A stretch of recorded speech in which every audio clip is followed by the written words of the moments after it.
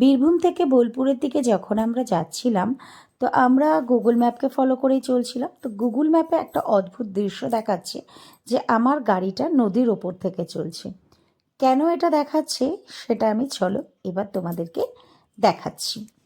এই যে রাস্তাটা, এটা হচ্ছে টোটাল একটা পাকা রাস্তা, মানে মাটির রাস্তা। এখনো এখানে ব্রিজটা তৈরি হয়নি। এবার যেহেতু ব্রিজ তৈরি হয়নি, তো আমাদের গাড়িটা যেহেতুই পাকা রাস্তার ওপর দিয়ে যাচ্ছে, দেখতেই পাচ্ছ এখানটাতে যে দুদিকে নদী রয়েছে আর মাঝখানে পাকা মানে রাস্তাটা, সেই কারণের জন্য এই রকম দেখাচ্ছে। এই যে রাস্তাটা দেখতেই পাচ্ছ, দুদিকে নদীর জল বইছে আর মাঝখানে, এবং এই পোর্শন দিয়ে যাওয়াটা কিন্তু যথেষ্ট পরিমাণে একটা রিস্ক ছিল। মানে কোনোভাবে যদি গাড়ির চাকা একটু এদিক থেকে ওদিক হয়, তাহলে তো বুঝতেই পারছো যে মানে তখন আর গাড়িটাকে গাড়ির মতো নয়, নৌকার মতো করে চালাতে হবে।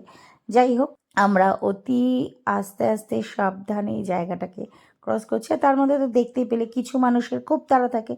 এক তো এইরকম রাস্তা, তার মধ্যে মানে বাইকগুলোকে নিয়ে যেখানে সেখানে যেরমভাবে পারছে ঢুকিয়ে দিই। আমরা এই রাস্তাটা দিয়ে আস্তে আস্তে বীরভূম থেকে বোলপুরের দিকে ঢুকছি, কারণ এখনও এই ব্রিজের কাজ হচ্ছে। ভাবলাম তোমাদের সাথে রাস্তাটা একবার শেয়ার করি। তো কেমন লাগলো তোমাদের রাস্তাটা অবশ্যই কিন্তু কমেন্টস করে বলো। কথা হবে আবার একটা অন্য ভিডিওতে।